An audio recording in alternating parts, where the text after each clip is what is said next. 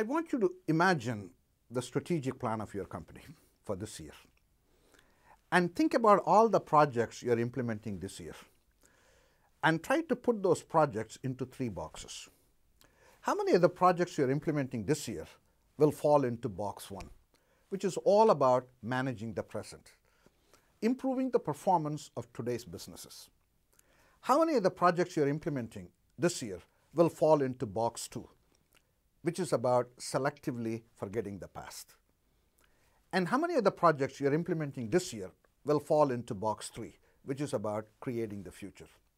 Manage the present, box 1, selectively abandon the past, box 2, and create the future, box 3. What I find working with organizations is organizations over-focus on box 1 and think they do strategy. While box 1 is terribly important, strategy is really about box 2 and box 3. The challenge in box 3 is how are you going to create your future in the year 2025?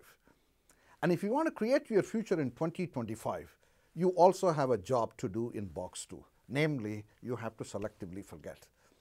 Let me clarify one thing right away. Strategy for any organization, and therefore it includes yours as well, is about leadership in the future.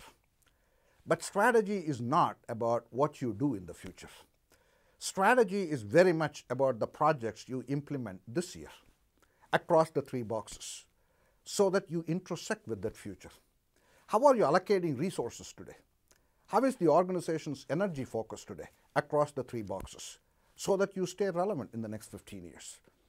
Another word for box 1 is competition for the present.